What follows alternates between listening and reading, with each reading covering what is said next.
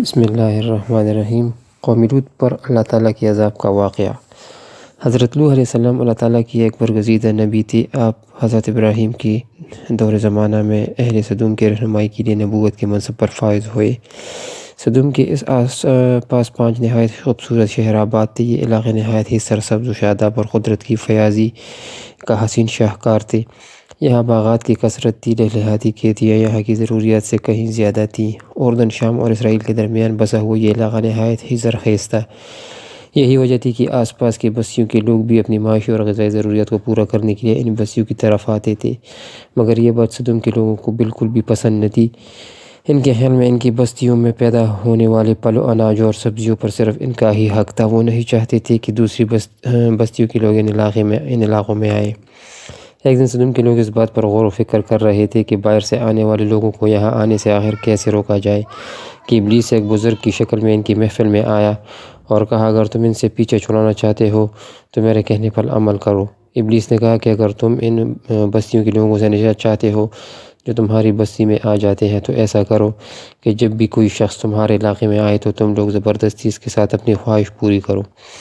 اس طرح یہ لوگ اس بستی میں آنا چھوڑ دیں گے۔ پھر اہل سدوم نے اس فعل بد کو اپنا پیشہ بنا لیا۔ اپنی نفسیاتی خواہشات کے لیے مردوں سے بد فعلی اس قوم کا دستور بن گیا تھا۔ یہاں بے حیائی عام ہو گئی تھی۔ حکمران، سردار، رؤسا، ہر طبقے میں گھر گھر یہ عمل پھیل گیا۔ بڑی محفل میں یہ لوگ اس فحاشی کے کام کو کر کے خوش ہوتے تھے۔ تلمود میں لکھا ہے کہ اہل سدوم اپنی روزمرہ کی زندگی میں سخت ظالم، دھوکے باز اور بد معاملات تھے۔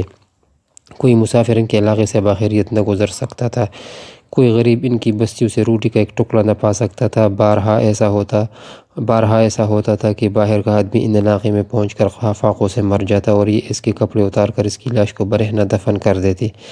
حضرت لوط علیہ السلام نے انہیں توحید کی دعوت دی اور بدکاری کے اس گھناؤنے عمل سے توبہ کرنے کا حکم دیا۔ حضرت لوط علیہ السلام نے کہا، تم بے حیائی کیوں کرتے ہو؟ کیا تم عورتوں کو چھوڑ کر لذت حاصل کرنے کے لیے مرد کی طرف مائل ہوتے ہو؟ حقیقت یہ ہے کہ تم احمق لوگ ہو۔ حضرت لوط علیہ السلام سدوم کو دن رات وعظ و نصیحت کیا کرتے تھے، لیکن قوم لوط پر اس کا کوئی اثر نہ ہوتا، بلکہ وہ بہت فخری انداز میں یہ کام کرتے تھے۔ انہیں حضرت لوط علیہ السلام کا سمجھانا بھی برا لگتا تھا، لہٰذا انہوں نے صاف کہہ دیا، اگر تم ہمیں اس طرح برا کہتے رہے اور ہمارے کاموں میں مداخلت کرتے رہے تو ہم تمہیں اپنے شہر سے نکال دیں گے۔ حضرت لوط علیہ السلام نے نصیحت و تبلیغ کا سلسلہ جاری رکھا، لہٰذا ایک دن اہل سدوم نے خود ہی عذاب الہی کا مطالبہ کر دیا۔ اللہ تعالیٰ نے اب تک ان کی اس بدترین فحاشی اور بدکاری کو ڈیل دے رکھی تھی، لیکن جب انہوں نے حضرت لوط علیہ السلام سے ایک دن کہا کہ اگر تم سچے ہو تو ہم پر عذاب لے آؤ، لہٰذا ان پر عذاب الہی کا فیصلہ ہو گیا۔ اللہ نے اپنے خاص فرشتوں کو دنیا کی طرف روانہ کر دیا۔ پھر یہ فرشتے حضرت لوط علیہ السلام کے گھر تشریف لے آئے۔ حضرت لوط علیہ السلام نے جب ان خوبصورت نوعمر لڑکوں کو دیکھا تو سخت گھبراہٹ اور پریشانی میں مبتلا ہو گئے۔ انہیں یہ خطرہ محسوس ہوا کہ اگر ان کی قوم کے لوگوں نے انہیں دیکھ لیا تو نہ جانے وہ بھی ان کے ساتھ کیا سلوک کریں گے۔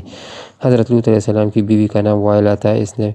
اس نے آپ پر ایمان نہ لایا تھا اور وہ دراصل منافقہ تھی جو کافروں کے ساتھ تھی، لہٰذا اس نے جا کر اہل سدوم کو یہ خبر دے دی کہ حضرت لوط علیہ السلام کے گھر نوجوان لڑکے مہمان ٹھہرے ہوئے ہیں۔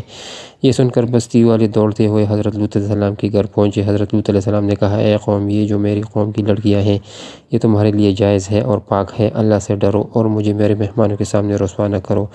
کیا تم میں سے کوئی بھی شائستہ آدمی نہیں؟ حضرت لوط علیہ السلام کی بات سن کر وہ لوگ بولے، تم بخوبی واقف ہو کہ ہمیں تمہاری بیٹیوں سے کوئی حاجت نہیں اور جو تمہاری اصل چاہت ہے اس سے تم بھی واقف ہو۔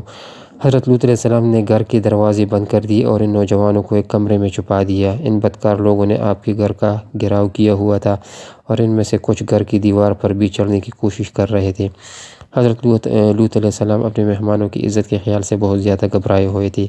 فرشتے یہ سب منظر دیکھ رہے تھے۔ جب انہوں نے حضرت لوط علیہ السلام کی بے بسی اور پریشانی کا یہ عالم دیکھا تو حقیقت سے پردہ اٹھاتے ہوئے یوں فرمایا، اے لوط علیہ السلام، ہم تمہارے رب کے بھیجے ہوئے فرشتے ہیں، یہ لوگ ہرگز تم تک نہیں پہنچ سکیں گے۔ ابھی کچھ رات باقی ہے، تم اپنے گھر والوں کو لے کر چل دو اور تم میں سے کوئی شخص پیچھے مڑ کر نہ دیکھے۔ اہل سدوم حضرت لوط علیہ السلام کے گھر کا دروازہ توڑنے پر آ گئے، لہٰذا جبرائیل علیہ السلام نے گھر سے باہر نکل کر اپنے پر کا ایک کونا انہیں مارا، جس سے ان سب کی آنکھوں کی ڈیلے باہر نکل آئے اور بصارت زائل ہو گئی۔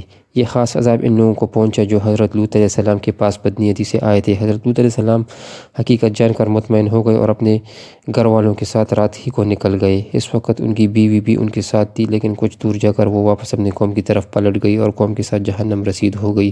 صبح کا آغاز ہوا تو اللہ کے حکم سے حضرت جبرائیل علیہ السلام نے بستی کو اپنے پر سے اکاڑ دیا اور پھر اپنے بازو پر رکھ کر آسمان پر چڑھ گئے، یہاں تک کہ آسمان والوں نے بستی کے کتوں کی بھونکنے اور مرغوں کے بولنے کی آوازیں سنی۔ پھر اس بستی کو زمین پر دے مارا، جس کے بعد ان پر پتھروں کی بارش ہوئی۔ جب یہ پتھر ان کو لگتے تو سر پاش پاش ہو جاتے۔ صبح سویرے شروع ہونے والا یہ عذاب اشراق تک پوری بستی کو نیست و نابود کر چکا تھا۔ قوم لوط کی ان خوبصورت بستیوں کو اللہ نے ایک انتہائی بدبودار اور سیاہ جھیل میں تبدیل کر دیا، جس کے پانی سے رہتی دنیا تک کوئی فائدہ نہیں اٹھایا جا سکتا۔